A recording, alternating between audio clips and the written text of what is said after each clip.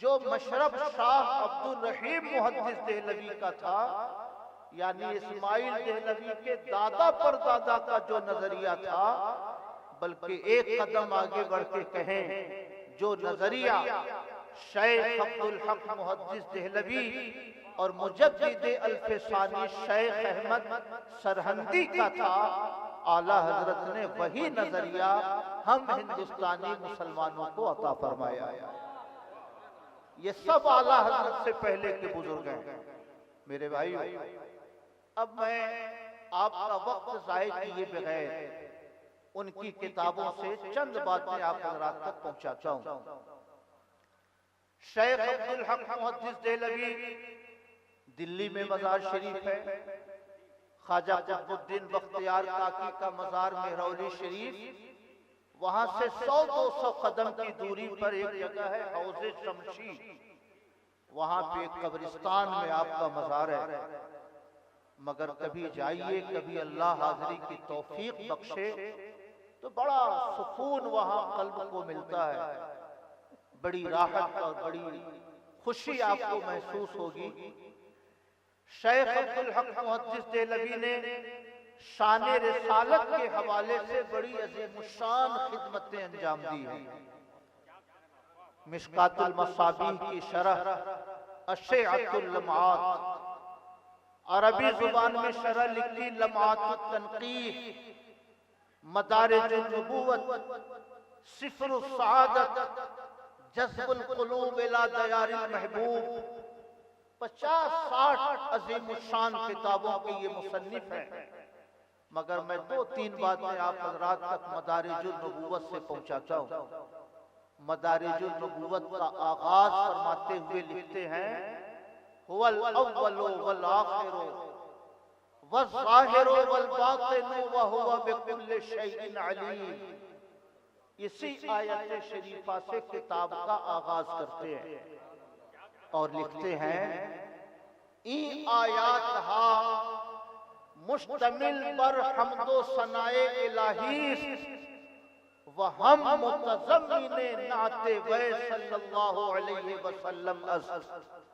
یہ آیت شریفہ اللہ پاک کی حمد و ثنا پہ بھی مشتمل ہے، اور اس آیت شریفہ میں نبی کی نعت شریف بھی موجود ہے، اور فرماتے ہیں هو الاول، زیرا کہ وہ صلی اللہ علیہ وسلم اول است در ایجاد، میرے پیغمبر اول ہیں، یعنی تخلیق کے اعتبار سے میرے پیغمبر اول ہیں، کیونکہ میرے پیغمبر نے فرمایا یا جابرو ان اللہ خلق نور نبیک قبل کل شیء، اے جابر اللہ نے تمہارے نبی کے نور کو ہر شے سے پہلے پیدا کیا، تو تخلیق کے اعتبار سے میرے پیغمبر تمام مخلوقات میں اول ہیں۔ اس کے بعد لکھتے ہیں هو الآخر، میرے پیغمبر آخر بھی ہیں، در ظہور، دنیا میں تشریف لانے کے اعتبار سے میرے پیغمبر سب سے آخر ہیں۔ هو الظاہر، میرے پیغمبر ظاہر ہیں، لکھتے ہیں زیرا کے نور وے ہما آفاق را در گرفتہ، میرے پیغمبر ایسے ظاہر ہیں کہ میرے پیغمبر کے نور نے سارے عالم کو اپنے دامن میں لے رکھا ہے۔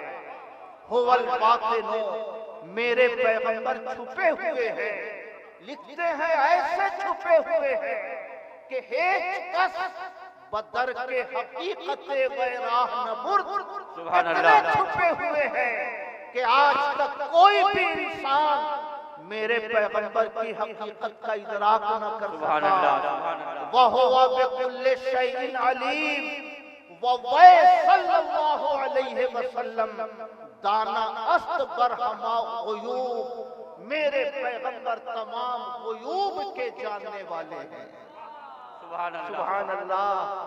میں یہ عرض کرنا چاہتا ہوں، قرآن مقدس کی آیت شریفہ ہے هو الاول والآخر والظاہر والباطن وهو بكل شيء علیم، مگر شیخ فرماتے ہیں کہ اس آیت میں اللہ رب العزت کی حمد و ثنا بھی ہے، اور اس آیت میں میرے نبی کی نعت بھی ہے۔ میرے نبی اول بھی ہے، میرے نبی آخر بھی ہے، میرے نبی ظاہر بھی ہے، میرے نبی باطن بھی ہے، میرے نبی ہر غیب کے جاننے والے ہیں۔ میں عرض کرنا چاہتا ہوں آیت الہی کو نبی کی نعت پر محمول فرما رہے ہیں شیخ محقق۔ اس کا مطلب یہ ہوا کہ جو شان جو صفت اللہ تعالیٰ کی ہو، عطائے الہی سے نبی کو اس صفت کا مظہر کہا جا سکتا ہے، نبی کو اس صفت کا مظہر کامل قرار دیا جا سکتا ہے۔ اگر یہ شرک ہوتا تو شیخ محقق اپنی کتاب کے پہلے سطر میں اس آیت شریفہ کو نبی کی نعت پر کبھی بھی محمول نہیں فرماتے۔ سبحان اللہ، ذرا سا ایمان کے کانوں سے سنیے، یہی آواز تو بریلی سے آ رہی ہے۔ وہی ہے اول، وہی ہے آخر، وہی ہے باطن، وہی ہے ظاہر، اسی کے جلوے، اسی سے ملنے، اسی سے اس کی طرف گئے۔ سبحان اللہ۔ میں عرض کرنا چاہتا ہوں آج کے عہد کا یہ بہت سنگین فتنہ ہے۔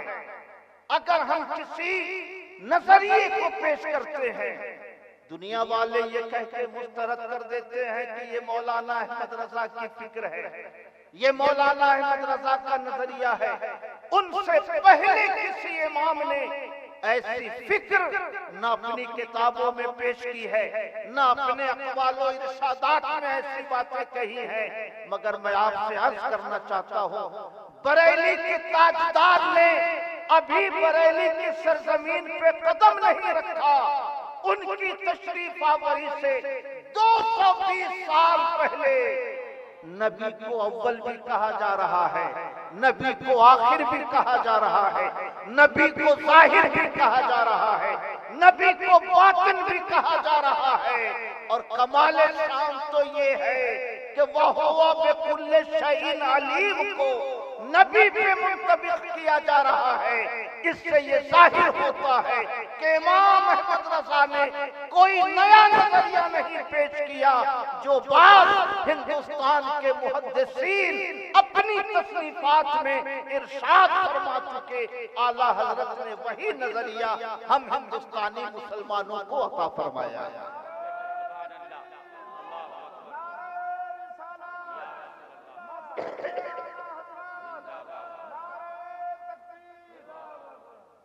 سبحان اللہ۔ بالکل آپ گھبرائیں نہیں، 1 گھنٹہ میرے پاس وقت ہے، انشاءاللہ میں چند باتیں آپ حضرات تک پہنچاؤں گا۔ بنیادی طور سے میں کوئی خطیب نہیں ہوں۔ جب حضرت علامہ سید ارشد اقبال صاحب نے میسج کیا کہ آپ کو تشریف لانا ہے، تو یقین جانیے کہ میں اس لیے نہیں آیا کہ میں آپ کے سامنے خطابت کا جوہر دکھلاؤں، صرف اس نیت سے آیا ہوں کہ سید صاحب کی زیارت ہو جائے گی۔ مدھوبنی کبھی نہیں آیا تھا، سید صاحب کا دولت قضا کبھی نہیں دیکھا تھا، زمانے طالب علمی سے حضرت سے متعارف ہوں، شب و روز کے ہم لوگ رفیق سفر ہیں، مگر اتنی دوری ہے میرے ویشالی اور مدھوبنی میں کہ کبھی اتفاق نہیں ہوا۔ صرف اس ارادے سے آیا ہوں کہ حضرت کا گھر اور حضرت کا ادارہ دیکھ لوں گا اسی بہانے۔ اس لیے آپ حضرات بالکل نہ گھبرائیں۔ اگر آپ کو کوئی نئی بات معلوم ہو تو خوشی محسوس کیجئے گا، کوئی پرانی بات کا اعادہ ہو تو یہ سوچ کر صبر کر لیجئے گا کہ یوں بھی یہ کوئی تقریر کے لیے تو آئے نہیں تھے، جو بات انہیں معلوم تھی وہ بات انہوں نے ہم لوگوں تک پہنچا دی ہے۔ درود شریف پڑھیں، اللہم صلی علی سیدنا و مولانا محمد معدن الجود والکرم وعلی آلہ وصحبہ وبارک وسلم، صلاۃ و سلام علیک یا رسول اللہ۔ شیخ محقق اسی کتاب میں لکھتے ہیں مدارج النبوت میں، آقا کی خصوصیات کا ذکر کرتے ہیں۔ میرے پیغمبر کی خصوصیات کیا ہے، میرے پیغمبر کی شان کیا ہے؟ شان پیغمبر کا ذکر کرتے ہوئے ایک حدیث لکھتے ہیں، آقا نے فرمایا اوتیتو مفاتیح خزائن الارض، مجھے زمین کے خزانوں کی کنجی دی گئی۔ اس حدیث کی تشریح کرتے ہوئے لکھتے ہیں ظاہر آنکھیں مراد خزائن ملوک فارس و روم است کے بدست صحابہ افتاد۔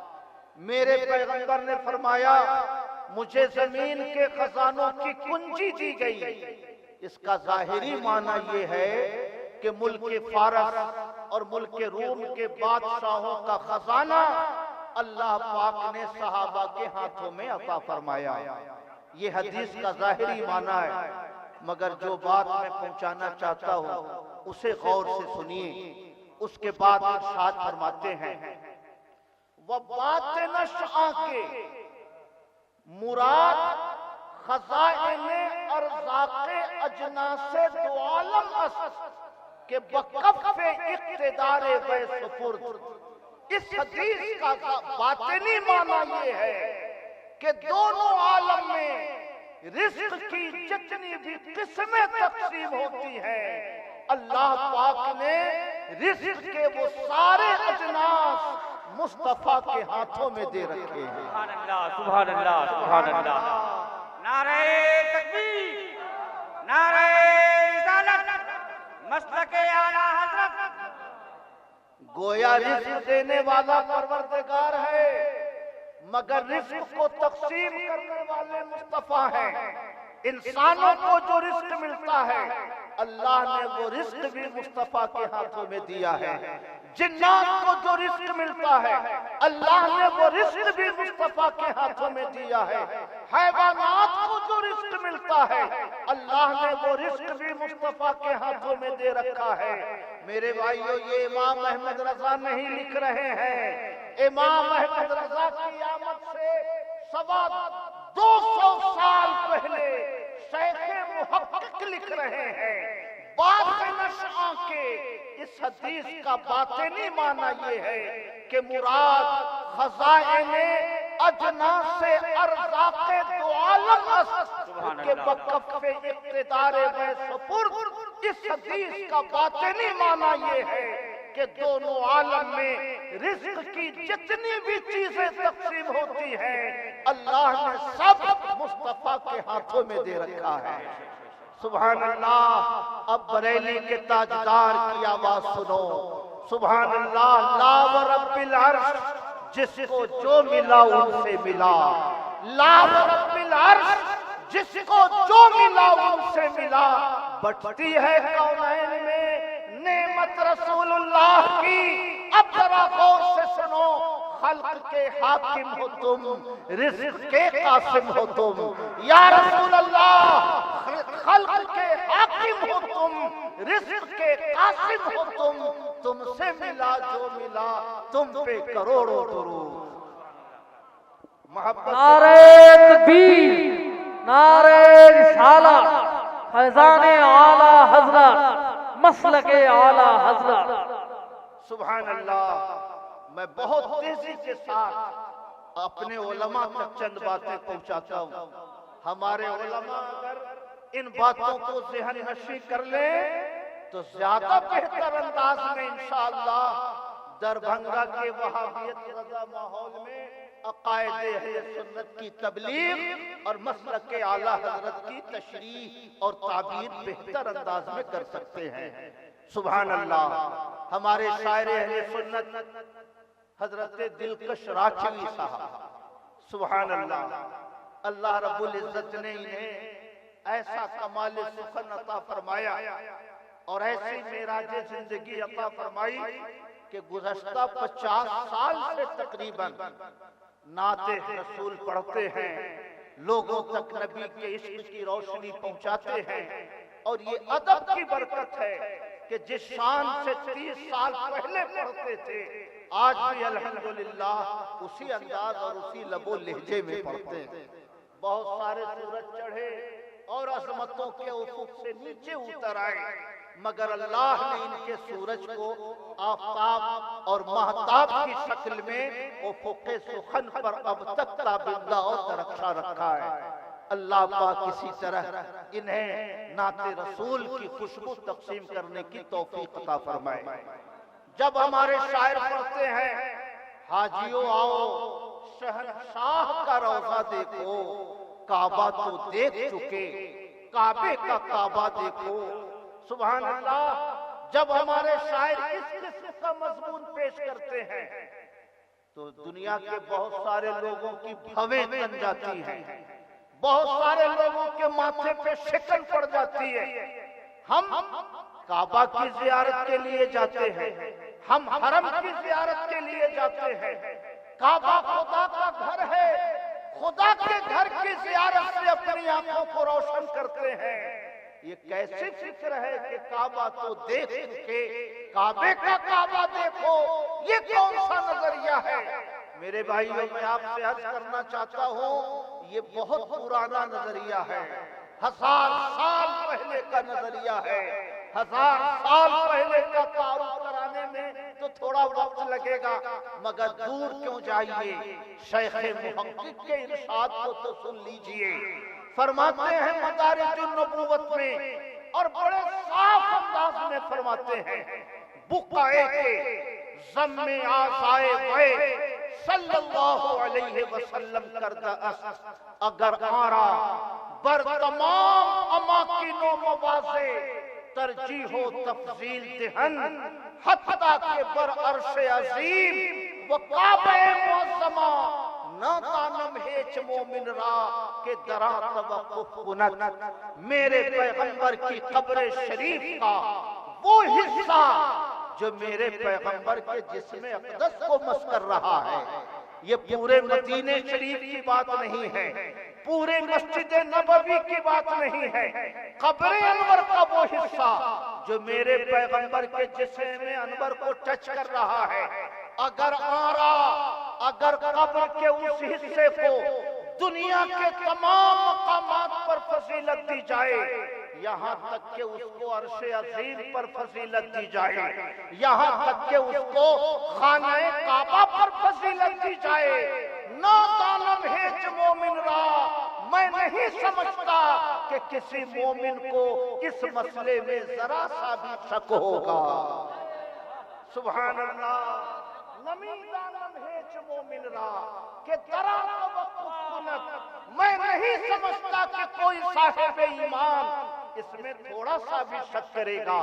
آج 1446 کا زمانہ گزر رہا ہے، 1052 میں کہہ چکے، یعنی 400 سال پہلے یہ بات کہہ کے رخصت ہو گئے، مگر اللہ پاک نے کیسی دینی بصیرت بخشی تھی۔ آج بھی الحمدللہ ایمان والوں کو کوئی شک نہیں ہے، عشق والوں کو کوئی شک نہیں ہے، ایمان کی خوشبو رکھنے والے کل بھی کہتے تھے، آج بھی کہتے ہیں، حاجیوں آؤ شہنشاہ کا روضہ دیکھو، کعبہ تو دیکھ چکے کعبے کا کعبہ دیکھو۔ آج بھی ایمان والوں کی بولی یہی ہے، معراج کا سما ہے کہاں پہنچے زائرو، معراج کا سما ہے کہاں پہنچے زائرو، کرسی سے اونچی کرسی اسی پاک در کی ہے۔ سبحان اللہ۔ آج بھی ایمان والوں کی بولی یہی ہے، اس شاخ روضہ سجدے میں سوئے حرم جھکے، اس شاخ روضہ سجدے میں سوئے حرم جھکے، اللہ جانتا ہے کہ نیت کدھر کی ہے۔ نعرہ تکبیر، نعرہ رسالت، فیضان اعلی حضرت، مسلک اعلی حضرت، دارالعلوم تاج الشریعہ۔ سبحان اللہ۔ جواب ہے نہ اعلیٰ حضرت کے ادب کا کوئی جواب ہے، کتنے کمال ہنر سے اپنے جذبات کا ذکر کر دیا۔ اس شاخ روضہ سجدے میں سوئے حرم جھکے، اس شاخ روضہ سجدے میں کعبہ کی طرف جھکے، مگر اللہ جانتا ہے کہ نیت کدھر کی ہے۔ سبحان اللہ۔ آغوش شوق کھولے ہیں جس کے لیے حتیم وہ مڑ کے دیکھتے نہیں یہ دھن کدھر کی ہے۔ سبحان اللہ۔ میرے بھائیو، میں آپ سے عرض کرنا چاہتا ہوں، اعلیٰ حضرت امام احمد رضا کعبے سے نبی کے روضے کو افضل کہتے ہیں، عرش سے نبی کے روضے کو افضل کہتے ہیں۔ یہ امام احمد رضا کی فکر نہیں ہے۔ امام احمد رضا کے پیدا ہونے سے 250 سال پہلے ہندوستان کے مسلم ثبوت محدث یہ بات ارشاد فرما گئے، اور دور کیوں جائیے، امام احمد ابن حنبل کے ہم سبق ساتھی ہیں، امام یحییٰ ابن معین، سبحان اللہ، اسماء رجال، علم اسماء الرجال کے اتنے ماہر کہ امام احمد ابن حنبل فرماتے تھے یحییٰ ابن معین جسے ثقہ کہہ دے ہم قبول کر لیتے ہیں ثقہ ہے، امام یحییٰ ابن معین جسے کہہ دے ضعیف ہے ہم قبول کر لیتے ہیں ضعیف ہے۔ امام یحییٰ ابن معین پوری اسلامی تاریخ کی وہ ایک لوتی شخصیت ہے کہ جب مکہ شریف سے حج کر کے مدینہ شریف روانہ ہونے لگے، راستے میں انتقال ہو گیا، وہاں سے آپ کے جسم اقدس کو مدینہ شریف لایا گیا، اور جس تخت انور پر نبی کو غسل دیا گیا تھا اسی تخت انور پر امام یحییٰ ابن معین کو غسل دیا گیا، اور جنت البقیع میں آپ کے جسم اقدس کو دفن کیا گیا۔ پوری اسلامی تاریخ کی یہ واحد شخصیت ہے۔ ان کے سامنے ذکر ہوا کہ مکے کا خانہ کعبہ کا طواف افضل ہے یا نبی کے روضے کی حاضری افضل ہے، چند اہل علم بیٹھ کر گفتگو کر رہے ہیں، ارشاد فرماتے ہیں یحییٰ ابن معین، سنو، لدورۃ الی المدینہ افضل من 70 طوافا، مدینے کا ایک سفر خانہ کعبہ کا 70 بار طواف کرنے سے زیادہ افضل ہے۔ سبحان اللہ، خانہ کعبہ کا 70 بار طواف کرنے سے زیادہ افضل یہ ہے کہ نبی کے روضہ انور کا ایک بار سفر کیا جائے۔ سبحان اللہ، اس شاق روضہ سجدے میں سوئے حرم جھکے، اللہ جانتا ہے کہ نیت کدھر کی ہے۔ سبحان اللہ۔ میرے بھائیوں، میں آپ سے عرض کرنا چاہتا ہوں، اس لیے دل کے کسی گوشے میں یہ جذبہ نہ پالیے گا کہ مسلک اہل سنت کسی نئے مسلک کا نام ہے، کسی نئے مشرف کا نام ہے۔ امام احمد رضا نے کوئی نئی فکر ہندوستانی مسلمانوں پہ تھوپی ہے، نہیں، امام نے وہی فرمایا جو صحابہ نے فرمایا تھا، جو تابعین نے فرمایا تھا، جو تبع تابعین نے فرمایا تھا، جو ماضی کے محدثین اور محققین نے فرمایا تھا۔ امام احمد رضا نے کوئی نئی فکر ہندوستانی مسلمانوں پہ مسلط نہیں فرمائی ہے۔ سبحان اللہ۔ میرے بھائیو، شیخ محقق کی کتاب ہے اشیعۃ اللمعات، فارسی زبان میں ہے، مشکات المصابیح کی بڑی اہم شرح، بلکہ اب تو ملتی ہی نہیں، شاید حضرت ساؤتھ افریقہ وغیرہ کے علاقے میں کہیں پالے، ہندوستان میں فارسی کا نسخہ دستیاب نہیں۔ انٹرنیٹ پر ہم لوگ ٹیلی گرام وغیرہ پہ لوڈ کر کے اس کو پڑھتے ہیں۔ ایک حدیث ہے ہمارے آقا کی، آپ نے بھی سنی ہوگی، حضرت ربیعہ ابن کعب اسلمی جو تہجد کے وقت حضور کے لیے وضو کا پانی لاتے تھے، مسواک پیش کرتے تھے۔ باب القیام فی اللیل میں امام مسلم نے یہ حدیث نقل فرمائی، آقا فرماتے ہیں صل یا ربیعہ، اے ربیعہ جو مانگنا ہے مانگو۔ حضرت ربیعہ کہتے ہیں اسألک مرافقتک فی الجنہ، یا رسول اللہ میں جنت میں بھی آپ کے قدموں میں رہنا چاہتا ہوں۔ یا رسول اللہ جیسے دنیا میں نوکر بنا کے رکھا، آقا یہ ڈیوٹی جنت میں بھی انجام دینا چاہتا ہوں۔ آقا فرماتے ہیں او غیر ذالک، او غیر ذالک، کیا اس کے سوا بھی چاہیے؟ وہ عرض کرتے ہیں ہوا ذاک یا رسول اللہ، آقا میرے لیے اتنا ہی کافی ہے، آقا میرے لیے اتنا ہی کافی ہے۔ آپ نے بہت سارے علماء سے اختیارات مصطفیٰ کے باب میں یہ حدیث اور اس کی تشریح سنی ہوگی، مگر ذرا شیخ محقق کی تشریح سنیے۔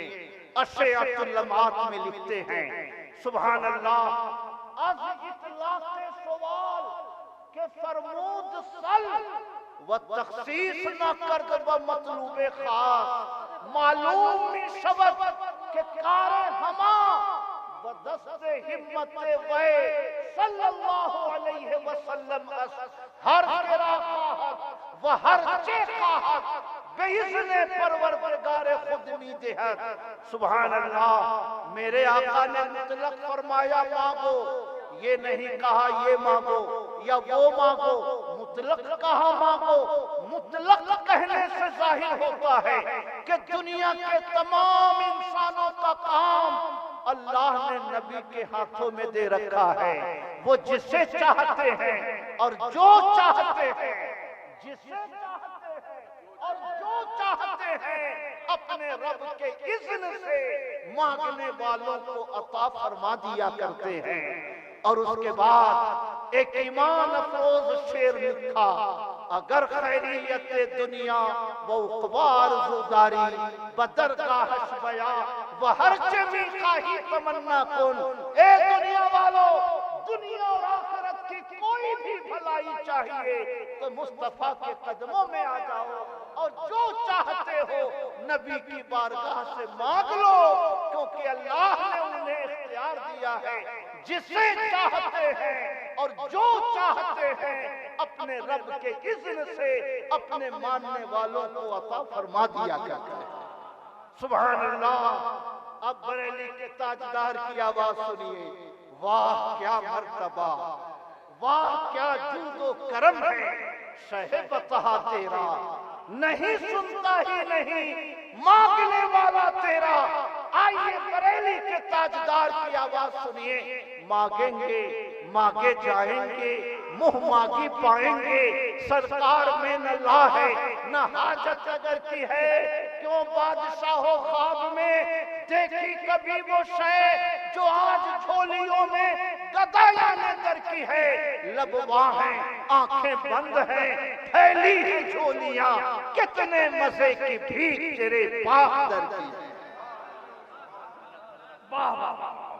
سبحان اللہ، کتنے مزے کی بھیک تیرے پاک در کی ہے۔ سبحان اللہ، ان کے حضور ہاتھ بڑھانے کی دیر تھی، دوری قبول و عرض میں بس ہاتھ بھر کی ہے۔ تجھ سے چھپائیں منہ تو کریں کس کے سامنے، کیا اور بھی کسی سے توقع نظر کی ہے۔ سرکار ہم گواروں میں طرز ادب کہاں، ہم کو تو بس تمیز یہی بھیک بھر کی ہے۔ مصطفیٰ کو مالک کونین کس نے کہا، مصطفیٰ کو رزق تقسیم کرنے والا کس نے کہا، مصطفیٰ کی قبر انور کو عرش سے افضل کس نے کہا، مصطفیٰ کے ہاتھوں میں کونین کا سارا رزق اللہ نے دیا ہے۔ امام احمد رضا نے نہیں کہا، امام احمد رضا کے پیدا ہونے سے 220 سال پہلے شیخ عبدالحق محدث دہلوی نے اپنی تصنیفات میں یہ عقیدہ دنیا کے مسلمانوں کو پہلے عطا فرما دیا ہے۔ سبحان اللہ۔ میرے بھائیو، اس لیے میں آپ سے عرض کرنا چاہتا ہوں، مسلک کے اہل سنت، مسلک کے اعلیٰ حضرت اس لیے کہتے ہیں کیونکہ یہی مسلک کے شیخ عبدالحق ہیں، یہی مسلک کے مجدد الف ثانی ہیں، یہی مسلک کے غوث اعظم ہے، یہی مسلک کے خواجہ معین الدین ہے، یہی مسلک کے امام احمد ابن حنبل ہے، یہی مسلک کے امام ابو حنیفہ ہے، یہی مسلک کے صحابہ ہے۔ آج کے پرفتن دور میں دوسرے نظریات سے امتیاز ہو جائے، اہل سنت کی فکر دوسرے افکار سے الگ ہو جائے، اس لیے اس فکر کا تعارف ہم مسلک اعلیٰ حضرت کے نام سے کیا کرتے ہیں۔ سبحان اللہ۔ میرے بھائیو، میں اب آتا ہوں شاہ ولی اللہ کی خدمت میں۔ اور یہ گفتگو کا حصہ اس لیے زیادہ اہم ہے کیونکہ یہ بابائے وہابیت کے گھر کے لوگ ہیں، یہ دادا پر دادا ہے۔ شاہ عبدالعزیز یہ چچا ہے، شاہ ولی اللہ اسماعیل دہلوی کے سگے دادا ہیں، شاہ عبدالرحیم یہ اسماعیل دہلوی کے سگے پردادا ہیں۔ سبحان اللہ۔ اب ذرا پڑھیں کہ جس شخص نے گمراہی کی بنیاد ہندوستان میں ڈالی، جس نے شیخ نجدی کے افکار کو ہندوستانی مسلمانوں پہ مسلط کیا، آئیے ذرا سا ہم جائزہ لیتے ہیں کہ اس کے گھر کے بزرگوں نے اپنی کتابوں میں کیا تحریر فرمایا ہے۔ اس لیے تھوڑی سی مزید توجہ کا خاصگار ہو کیونکہ یہ گفتگو کا ذرا اہم حصہ ہے۔ درود شریف پڑھے، اللہم صلی علی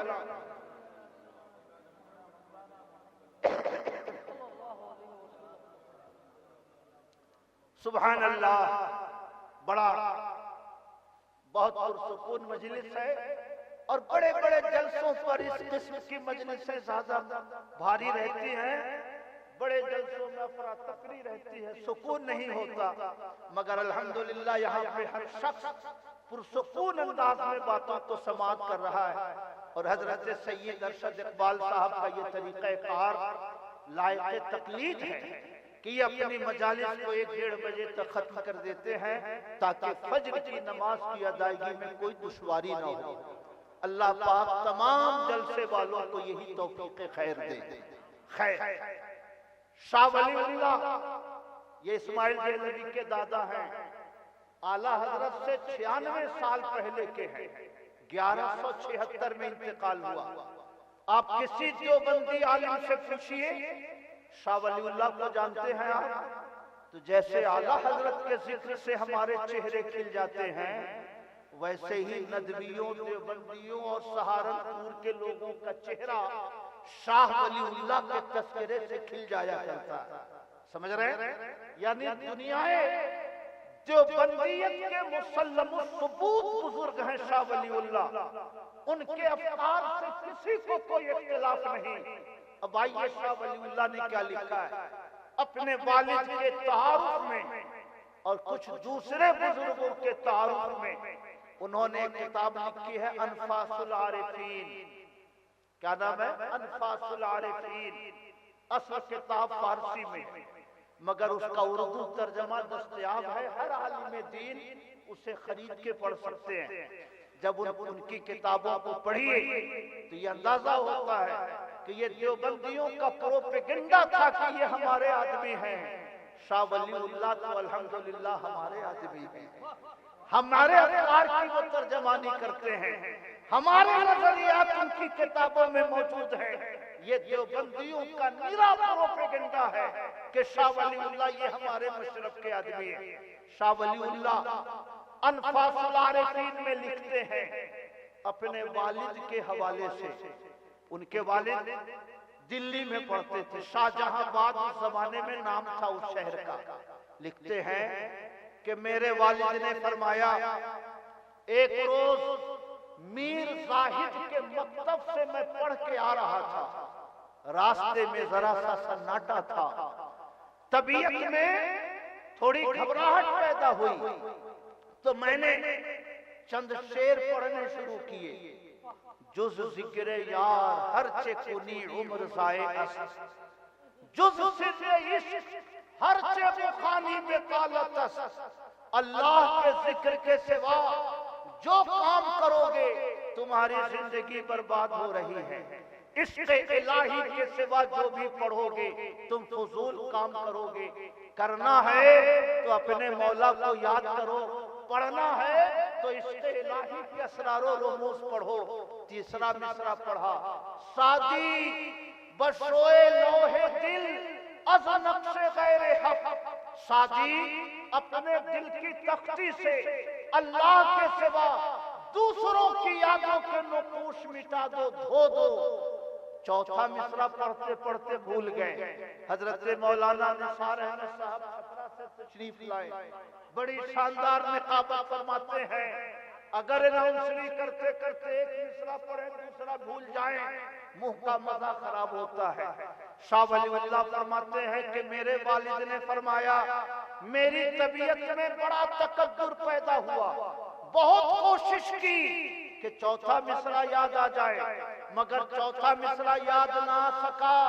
اچانک میں نے دیکھا کہ سامنے سے ایک نورانی چہرے والے آ رہے ہیں، میرے قریب آئے، فرمایا عبدالرحیم چوتھا مصرع یہ ہے علم کے راہ حق نہ نماید جہالت است۔ ساتھی اپنے دل کی تختی سے اللہ کے سوا دوسروں کی یادوں کے نقوش کو مٹا دو، کیونکہ جو علم اللہ کا راستہ نہ دکھا سکے وہ علم نہیں ہے، وہ جہالت ہے، وہ علم بہتر نہیں ہے۔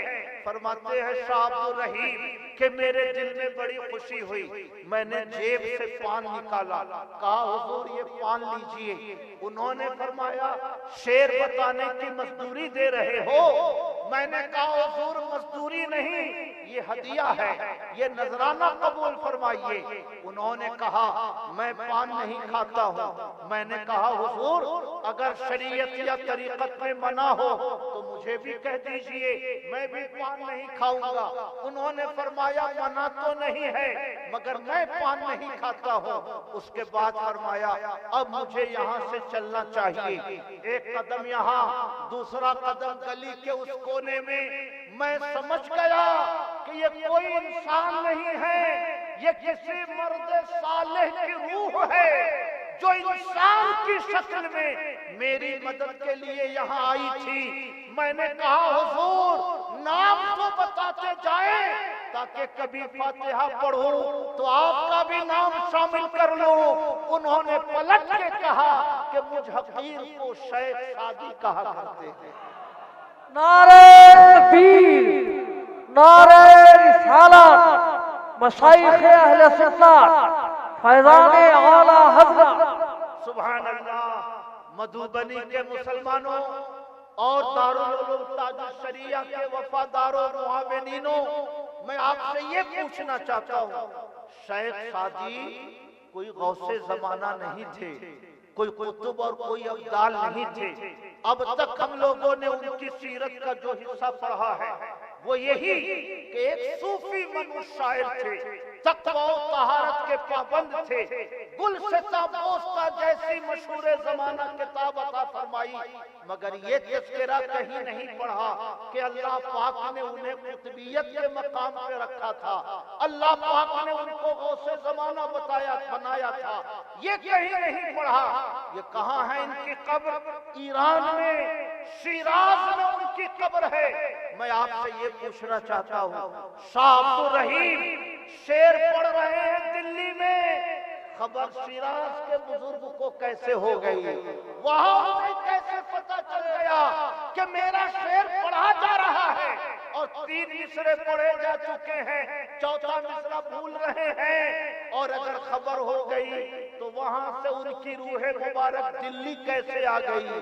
انسان کی شکل میں ظاہر ہو کر ان کی روح مبارک میرے پاس نہیں آئی، مولانا نثار صاحب کے پاس نہیں آئی، دلکش راجوی صاحب کے پاس نہیں آئی، شاہ عبدالرحیم کے پاس پہنچی۔ میں آپ سے یہ عرض کرنا چاہتا ہوں اگر شیخ سعدی کی روح مبارک کو دلی کے حالات کی خبر ہو سکتی ہے تو سبحان اللہ اجمیر کے راجہ کو خبر کیوں نہیں ہو سکتی؟ بغداد کے تاجدار کو خبر کیوں نہیں ہو سکتی؟ اور اگر شیخ سعدی ایران سے چل کر دلی مدد کے لیے تشریف لا سکتے ہیں تو مدینے کے تاجدار کو تشریف نہیں لا سکتے جب ان کے گدا بھر دیتے ہیں شاہان زمانہ کی جھولی محتاج کا جب یہ عالم ہے تو محتاج۔ نعرہ تکبیر، نعرہ رسالت، مسلک اعلی حضرت۔ سبحان اللہ۔ میرے بھائیوں میں آپ سے عرض کرنا چاہتا ہوں یہ امام احمد رضا کی کتاب کا حصہ میں نے آپ تک نہیں پہنچایا۔ مولوی اسماعیل دہلوی کے دادا نے اپنے والد یعنی شاہ عبدالرحیم کے بارے میں ایسا لکھا، اتنے بڑے مجدد کو یہ خبر نہ ہو سکی کہ اللہ کے نیک بندے کسی کی مدد نہیں کر سکتے، اللہ کے نیک بندے دور دراز کا سفر نہیں کر سکتے؟ کون شعر بھول رہا ہے، کس کو شعر یاد ہے، اس کی خبر مردوں کو نہیں ہو سکتی؟ اتنے بڑے مجدد کو یہ علم نہ ہو سکا، اور مولوی اسماعیل دہلوی کو پتا چل گیا کہ اللہ کا کوئی بندہ کسی کی مدد نہیں کر سکتا۔ میں آپ سے عرض کرنا چاہتا ہوں، خطا شاہ ولی اللہ سے سرزد نہیں ہوئی، وہ تو امام وقت ہے، وہ تو مجدد زمانہ ہے۔ خطا کہیں نہ کہیں پوتے سے ہوئی ہے، خطا کہیں نہ کہیں پوتے نے کی ہے، دین کو سمجھنے میں ٹھوکر پوتے نے کھائی ہے، ورنہ شاہ ولی اللہ جیسے مجدد کسی مشرکانہ فکر کا تذکرہ اپنے والد کے حوالے سے ہرگز نہیں کر سکتے۔ سبحان اللہ، بہت ماشاءاللہ۔ میرے بھائیو، اگر شعر پڑھنے والا شعر پورے دلی میں خبر ہو جائے شیراز والے کو، تو مدھوبنی والوں کی خبر مدینے والے کو کیوں نہیں ہو سکتی؟ اس لیے امام نے ہمیں عقیدہ دیا، فریاد امتی جو کرے حال زار میں، فریاد امتی جو کرے حال زار میں، ممکن نہیں کہ خیر بشر کو خبر ہے۔ شاہ ولی اللہ کے والد کے حالات سے ایک صوفی بزرگ باخبر ہو سکتے ہیں، تو کائنات جن کے صدقے میں بنی، دنیا جن کے صدقے میں بنی، آسمان کا شامیانہ جن کے صدقے میں لگا، اس نبی مکرم سے ہمارے دل کے حالات کیسے مخفی رہ سکتے ہیں؟ نعرہ تکبیر، نعرہ رسالت، اختیارات مصطفیٰ، بابا بلکہ بات آ گئی ہے تو ایک جملہ ذکر کرتا چلو۔ امام احمد قسطلانی رحمت اللہ علیہ المواہب الدنیا میں، اور امام ابن عبد البر اپنی کتاب الاستیعاب میں نقل کرتے ہیں، غور سے سنیے، فرماتے ہیں لا فرق بین موتہ و حیاتہ فی علمہ بأمتہ وأحوالہم ونیاتہم وخواطرہم وذالک ظاہر جدا۔ اے دنیا والو، میرے پیغمبر کی موت و حیات میں اس مسئلے میں کوئی فرق نہیں ہے کہ جیسے میرے نبی اپنی ظاہری زندگی میں اپنے امتیوں کو جانتے تھے، اپنے امتیوں کے حالات کو جانتے تھے، اپنے امتیوں کی نیتوں کو جانتے تھے، اپنے امتیوں کے دل میں گزرنے والے خطرات کو جانتے تھے، وصال کے بعد بھی پیغمبر دنیا کے تمام احوال کو جانتے ہیں، وذالک ظاہر جدا، اور یہ بات تو بالکل کھلی ہوئی ہے، اس میں تو کہیں سے کوئی خفا ہی نہیں۔ سبحان اللہ، یہ نبی صدی ہجری کے بزرگ ہیں، امام احمد قسطلانی، لا فرق بین موتہ و حیاتہ، نبی کی موت و حیات میں کوئی فرق نہیں ہے، فی علمہ بے امتہ، امت کو جاننے میں، وَأَحْوَالِهِمْ، حالات کو جاننے میں، مگر غور کرنے والا جملہ ہے آگے، وَنِيَّاتِهِمْ، نیتوں کو جاننے میں، وَخَوَاطِرِهِمْ، دل میں جو خطرے گزرتے ہیں، خطروں کو جاننے میں کوئی فرق نہیں ہے۔ گویا مدینے والے اپنے دارالسلطنت میں رہ کر کائنات کو ہتھیلی کی طرح جانتے ہیں، کون میرا غلام ہے، کون مجھ سے محبت رکھتا ہے، کون مجھ سے والہانہ لگاؤ رکھتا ہے، کون مجھے پکار رہا ہے۔ جب اللہ غوث اعظم کو یہ شان عطا فرماتا ہے تو مدینے کے تاجدار کی شان تو کروڑوں درجے بلندوں والا ہے۔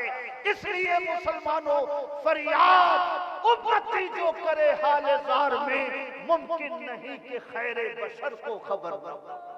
سبحان اللہ۔ اور میرے بھائی، انفاس العارفین پڑھیے، اس میں لکھتے ہیں کہ میرے والد نے فرمایا ایک روز عصر اور مغرب کے درمیان میرے اوپر غیبت طاری ہوئی، دنیا و ما فیہا سے میں بے خبر ہو گیا، اور اللہ پاک نے عصر اور مغرب کے بیچ کے وقت کو اتنا کشادہ کر دیا کہ 18,000 عالم اور 18,000 عالم میں دنیا کے پیدا ہونے سے لے کر قیامت کے قائم ہونے تک جو کچھ ہوا یا جو کچھ ہونے والا تھا اللہ نے میرے اوپر منکشف فرما دیا ہے۔ یہ کون کہہ رہے ہیں؟ شاہ ولی اللہ اپنے والد شاہ عبد الرحیم کے بارے میں فرما رہے ہیں کہ 18,000 عالم اور 18,000 عالم میں جو کچھ ہوا اور قیامت تک جو کچھ ہونے والا ہے اللہ نے میرے اوپر سب کچھ روشن کر دیا۔ سبحان اللہ، شاہ عبد الرحیم پر عالم منکشف ہو جائے، شاہ عبد الرحیم پر دنیا کی مخلوقات منکشف ہو جائے، غوث اعظم پہ منکشف نہ ہو، ہمارے نبی پہ منکشف نہ ہو، یہ کیسی عجیب منطق ہے۔ ارے نادانو، اور کوئی غیب کیا تجھ سے نہا ہو بھلا، اور کوئی غیب کیا تجھ سے نہا ہو بھلا، جب نہ خدا ہی چھپا تم پہ کروڑوں درود۔ جب اللہ نے اپنی ذات کا دیدار کرا دیا جو غیب الغیوب ہے، جس سے کوئی انسان جان ہی نہیں سکتا ہے، جس کی حقیقت کا ادراک کوئی انسان کر ہی نہیں سکتا ہے، جب اللہ پاک نے اپنی ذات کا دیدار کرا دیا تو اور کوئی غیب کیا ان سے نہا ہو بھلا۔ سبحان اللہ، میں عرض کرنا چاہتا ہوں، میں آپ کو اس نتیجے تک پہنچانا چاہتا ہوں کہ امام احمد رضا نے کوئی نیا نظریہ نہیں دیا، امام احمد رضا نے کوئی نئی فکر نہیں دی، امام احمد رضا نے کوئی نیا مشرب ہم میں نہیں تھوپا۔ بزرگوں نے جو لکھا تھا، محدثین نے جو لکھا تھا، شاہ ولی اللہ کے دادا پر دادا نے جو لکھا تھا، شیخ عبدالحق نے جو لکھا تھا، الحمدللہ اعلیٰ حضرت نے وہی نظریہ ہمیں دیا ہے۔ اللہ کا کروڑوں بار شکریہ ادا کیجئے، ہمارے کپڑے اچھے ہو کے نہ ہو، پیروں میں جوتا خوبصورت ہو کے نہ ہو، سروں پہ ٹوپیاں چمکیلی ہو کے نہ ہو، مگر امام احمد رضا کا احسان پوری دنیا پر ہے کہ اللہ پاک نے اس فتنے کے دور میں بھی ہمیں سچا عقیدہ دیا ہے، سچا نظریہ عطا فرمایا ہے۔ یہ کرم امام احمد رضا کا ہمارے اوپر ہے۔ سبحان اللہ۔ اس لیے میرے بھائیوں، میں آپ سے آخری بات کہہ کر رخصت ہوتا ہوں۔ انفاس العارفین اور انفاس العارفین میں شاہ ولی اللہ نے اپنے والد اور دیگر بزرگوں کا تعارف کرایا ہے، مگر شاہ ولی اللہ کے ایک مرید تھے مولانا عاشق پھلتی، مظفر نگر کے علاقے میں کوئی جگہ ہے پھلت، وہیں شاہ ولی اللہ پیدا ہوئے، اور یہ مولانا عاشق شاہ ولی اللہ کے مرید اور خلیفہ اور ماموں تھے یا ماموں زاد بھائی تھے۔ انہوں نے شاہ ولی اللہ کی سوانح حیات لکھی ہے، القول الجلی فی آثار الولی۔ دیوبندیوں نے اس کتاب کو 200 سال تک چھپا کے رکھا، کیونکہ یہ کتاب سامنے آ جائے گی تو ہمارا بھاڈا ٹوٹ جائے گا۔ شاہ ولی اللہ کو جو ہم لوگ اپنا امام کہتے ہیں، اس پروپیگنڈے کا قلعی کھل جائے گی، اس لیے کتاب کو دبا کے رکھا۔ مگر اب الحمدللہ وہ کتاب فارسی زبان میں اصل شکل میں انٹرنیٹ پہ موجود ہے، آپ القول الجلی کو ڈاؤن لوڈ کر کے آپ اس کا پرنٹ نکال سکتے ہیں۔ شاہ مولانا عاشق فرماتے ہیں کہ میں نے اس کتاب میں جو کچھ لکھا شاہ ولی اللہ کی تصدیق کے بعد ہی لکھا ہے، اس لیے اس کتاب کا ہر واقعہ معتبر ہے۔ فرماتے ہیں شاہ ولی اللہ کہ ایک بار دلی میں وبا پھیل گئی، لوگ کثرت سے مرنے لگے۔ ایک بوڑھی عورت میرے پاس آئی، اس نے کہا حضور میرے بیٹے پوتوں کے لیے دعا کر دیجئے کہ اللہ پاک میرے بیٹے پوتوں کو سلامت رکھے۔ میں نے بڑھیا کو ایک پلیٹ پر تعویذ لکھ کے دیا زعفران سے کہ یہ لے جاؤ اور اسے دھو کر 3 دنوں تک سارے بچوں کو پلانا، مگر یہ تو تعویذ لکھنا ایک عام عمل ہے علماء کا صلحاء کا. جو اگلی بات ہے وہ غور سے سنیے.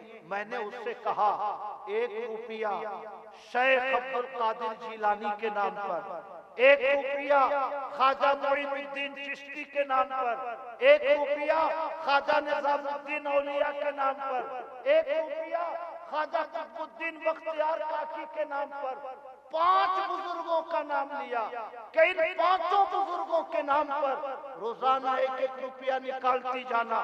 3 دنوں میں جب 15 روپے ہو جائیں تو میرے پاس لے کے آنا تاکہ شیرینی بنا کر میں 5 بزرگوں کی روح کو ایصال ثواب کر سکوں. بڑھیا نے ایسا ہی کیا. اللہ پاک نے اس کے بیٹے پوتوں کو سلامت رکھا. اس زمانے میں جو مغل بادشاہ تھے ان کا ایک وزیر صدیق خان میرے پاس آئے. کہا حضور دعا کر دیجئے کہ میرے بیٹے پوتے سلامت رہیں. میں نے کہا فلاں بڑھیا نے ایسا کیا تھا، تم بھی ایسا کرو اور 3 دنوں میں 15 روپے لے کر آؤ تاکہ 5 بزرگوں کو ایصال ثواب کر دوں. اس نے بھی ویسا ہی کیا اور اللہ پاک نے اس کے بیٹے پوتوں کو بھی اس وبائی بیماری سے محفوظ رکھا.